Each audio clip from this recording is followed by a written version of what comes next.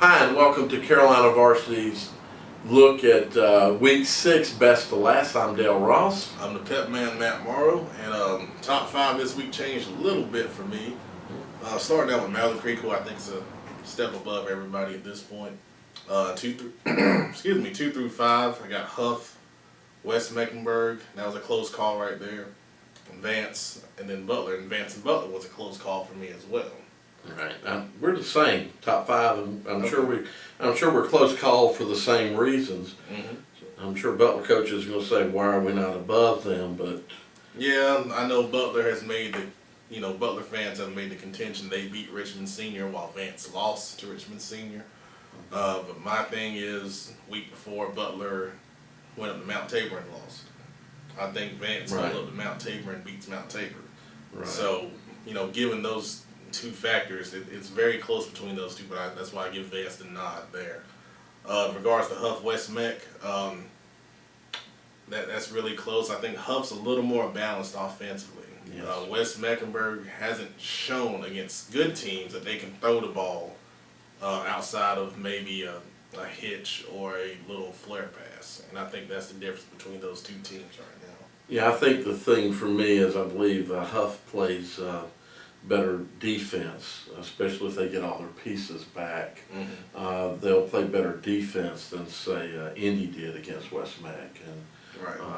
And I agree on the flip side. I think they're very balanced.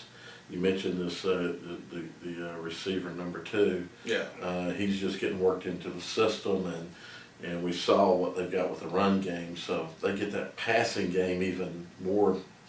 I agree. So I think we got the same thoughts. Good deal. I know we pulled a guy's rankings from the forums, and his top 5's a little different than ours. Yeah, his top 5. Now these are based on computer-generated analysis, and he has Mallard Creek is number 1, as we expected.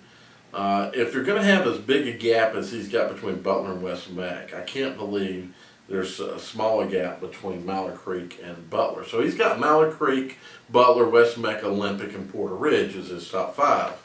Okay.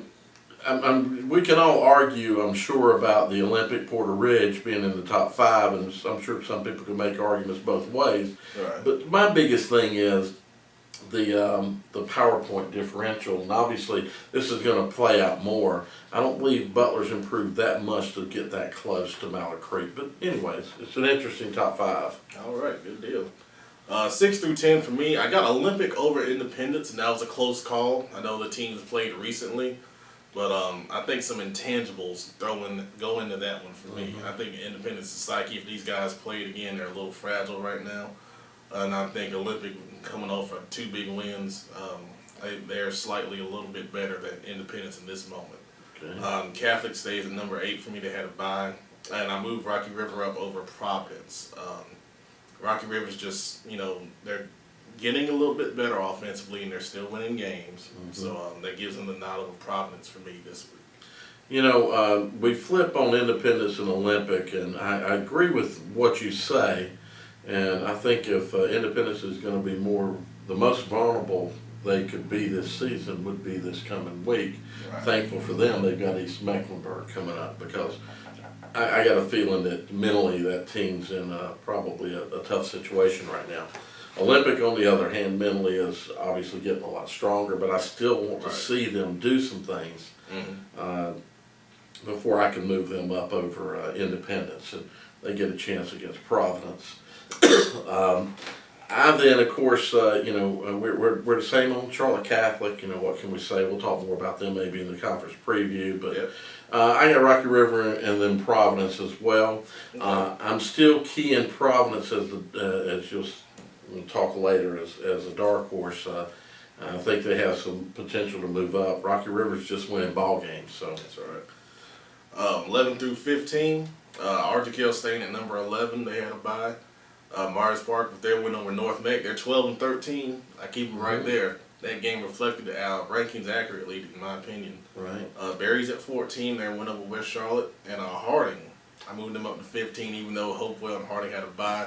I did some analysis, and I moved the Rams up over the Titans of Hopewell. Well, welcome to 15th because, of course, I had them there last week. Right. Ardrey Kell, Myers Park, for me, same way, same reasons. I'm still got Barry over at North Mac, and I'll tell you, that one was so close, and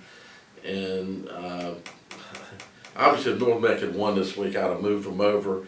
I wish those two teams could play each other so we could really know, but Right. now we're heading to conference play, and we'll just have to see how things work out. Of course, Harding's at 15th, 3-0. I know there's going to be some people. How can a 3-0 team be below all these teams? Well, you'll see the next teams that they've beaten here.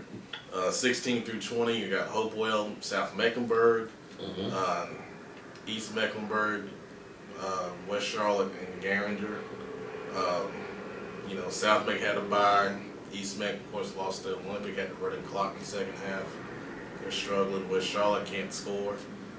That's their issue. And Garinger is, they had a bye. So. Same things. Hopewell, South Mac for me. Two teams right there. You got one team that can score and one team that can't score. Exactly. And then on the flip side, one team that can stop people sometimes and one team that can't stop anything. Exactly. I'm sorry, that's just the truth. We'll see what happens when Harding and South Mac play, whether South be coming off of a bye, and see how they can, shake things out. I put West Charlotte above East Mac, and I've had them there all season, and then after some feedback from some of my buddies over at Olympic about East Mac, it probably is inaccurate. I'll tell you, the only difference why East Mac's in front of West Charlotte, they can score. Okay. I mean, that's the big thing for me. They do have some threats, but West Charlotte, they're just so young on offense. Okay. I mean, you got to score to win. Exactly. And, Garinger, they had a bye, but, 20, dressing 24 kids, how many ever, and just the issues that they have, it's going to be hard to see. I think we're approaching that same point with Garinger that we were at 10 years ago, unfortunately, it's looking like. Right. I think they went 50, how many games in a row was it? It was a lot. 52. It was over a couple seasons. Yeah, I think it was 52 games or so. I don't know. I have to go back and look again. But it was either the longest or second longest losing streak, at least in Charlotte Mecklenburg. So anyway, that's our look and why we put teams where we did. And I do want to say that the Four Horsemen, as Pat Man, myself, West Mecklenburg, and Hough, took care of this for us. You remember a couple of weeks ago when we had Hough up there, and we caught a lot of grief from you people. We challenged you to a cage match even to let, we would put Independence up over Hough, and West Mac and Hough themselves took care of that. So I just wanted to make sure that we knew that we do appreciate our partners in crime here. We'll be the Four Horsemen, at least for this week. Emails go to Dale Ross at CarolinaVarsity.com. Thank you.